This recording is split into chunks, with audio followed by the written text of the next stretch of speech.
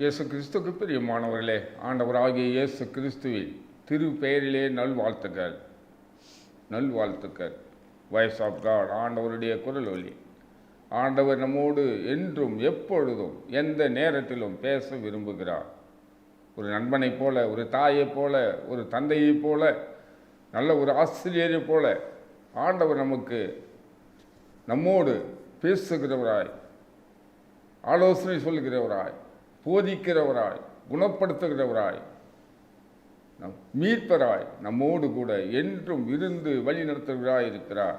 உலகம் முடிவரை நான் உங்களோடு கூட இருக்கிறேன் என்று சொன்ன ஆண்டவர் இதோ இந்த இறை வார்த்தையின் வழியாக நம்மோடு கூட என்றும் உறவாடுகிறவராய் இருக்கிறார். இதோ இந்த நாளிலும் ஆண்டவர் நம்மோடு பேசுகின்ற இறை வார்த்தை, தூய ஆவியானவர் நம்மோடு பேசுகின்ற இறை வார்த்தை நீதிமொழிகள் புத்தகம் அதிகாரம் 1 இறை வார்த்தை 33 ஆண்டவர் காட்டுகிறார்.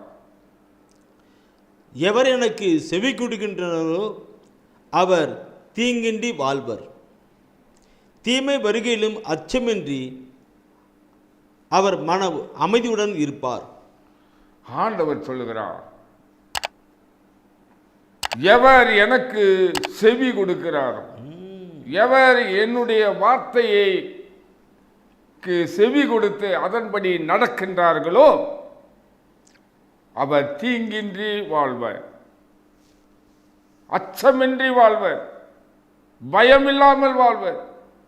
ஒரு தேவை இருக்கிற பொழுது ஆண்டவர் இதை செய்வார் என்று நம்பிக்கையோடு வாழ்வர். யார்? ஆண்டவருடைய சொற்படி, ஆண்டவருடைய வார்த்தை என்பபடி வாழ்கிறவர். ஆண்டவர் வார்த்தையை கேட்டு செவி கொடுத்து அதன்படி வாழ்கிறவர் தீங்கின்றி வாழ்வர். தீமை அப்படி வந்தாலும் அச்சமின்றி மன அமைதியோடு வாழ்வர், பயமில்லாமல் வாழ்வர். தீமை வந்துச்சு, ஒருவேளை நோய் வந்துச்சு, நான் ஆண்டவருக்கு செவி கொடுக்கிறேன், தினமும் ஆலயத்துக்கு செல்லுகிறேன், இறை வார்த்தைகளை வாசிக்கிறேன், இருந்தாலும் எனக்கு நோய் வந்து விட்டது, மன அலைச்சல் வந்து விட்டது என்று நாம் நினைக்கின்ற பொழுது ஆண்டவர் நம்மோடு கொண்டு இருந்து பயமில்லாமல் இதை ஆண்டவர் நீக்குவார், இந்த பிரச்சனையை ஆண்டவர், இந்த நோயை நீக்குவார் என்று நாம் நம்பிக்கையோடு வாழ்கிற பொழுது ஆண்டவர் நமக்கு மன அமைதியை தருகிறார்.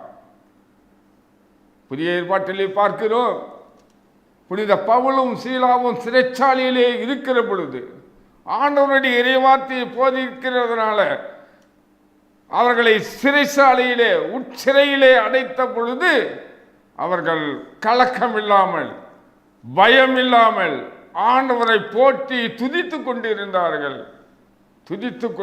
மன அமைதியோடு இருந்தார்கள். காரணம் என்ன? ஆண்டவருடைய வார்த்தை, ஆண்டவருடைய வார்த்தைக்கு அவர்கள் செவி கொடுத்தார்கள். ஆண்டவர் என்னோடு கூட இருக்கிறார், அவர் எல்லாவற்றையும் விடுதலை செய்வார் என்று சொல்லி நம்பி ஆண்டவரோடு கூட இருந்தார்கள். போற்றி துதித்து கொண்டிருந்தார்கள், பயம் இல்லாமல் இருந்தார்கள். அன்பார்களை மீண்டுமாக நாம் பார்க்கிறோம். 2 தீமோத்தேயு 1 அதிகாரம் 7 வசனத்திலே, கடவுள் நமக்கு கோழை உள்ளத்தினை அல்ல, வல்லமையும் அன்பும் கட்டுப்பாடும் கொண்ட உள்ளத்தையே வழங்கியுள்ளார். கடவுள், நம்மை படைத்த கடவுள் நமக்கு கோழை உள்ளத்தை அல்ல, வல்லமையும் அன்பும் கட்டுப்பாடும் கொண்ட உள்ளத்தையே நமக்கு வழங்கியுள்ளார். கடவுள் நமக்கு பயத்தை கொடுக்கல, பயமுள்ள ஆவியை கொடுக்கல.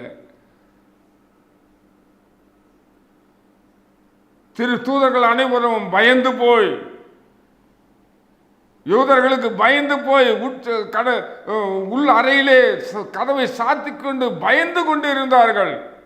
எப்பொழுது ஆண்டவருடைய வார்த்தையை நம்பி ஆண்டவருடைய வார்த்தைக்கு செவி கொடுத்து நீங்கள் தங்கியிருங்கள், தூய வல்லமையை பெற்றுக்கொள்ளும் வரை இங்கேயே தங்கியிருங்கள் என்று சொன்ன அந்த வார்த்தையை நம்பி அன்னை மரியாளோடு கூடி ஜெபித்து கொண்டிருந்தார்கள். கூடி இருந்த பொழுது தூய ஆவியானவர் வல்லமையை, பயமுள்ள ஆவியை கொடுக்கல, நல்ல பலமும் அன்பும் கொண்ட ஆவியை கொடுத்து இந்த உலகம் எங்கும் எத்திசையிலும் ஆண்டவருடைய இறைவார்த்தையை துணிவுடன், பயமில்லாமல் துணிமையுடன் வல்லமையோடு ஆண்டவருடைய இறை வார்த்தையை எல்லா மக்களுக்கும் எல்லா உலகம் எங்கும் சென்று போதிக்க ஆண்டவர் அவர்களுக்கு ஆற்றலையும் வல்லமையும் கொடுத்தார்.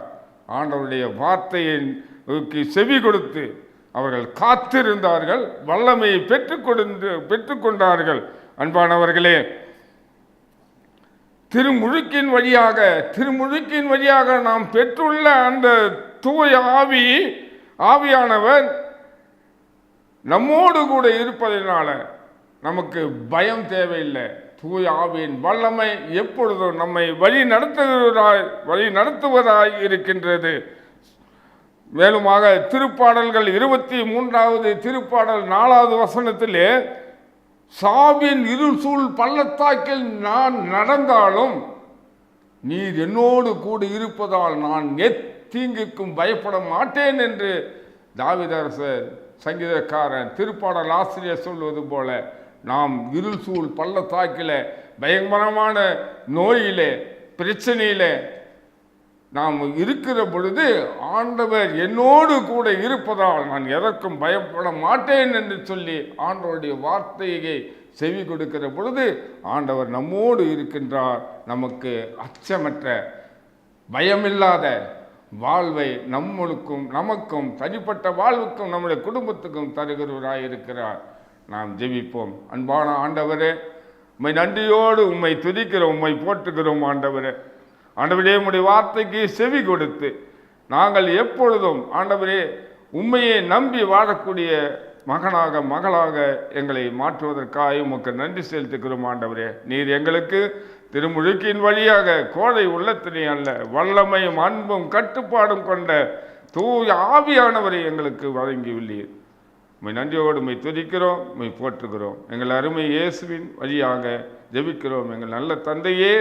ஆமேன், ஆமேன், ஆமேன்.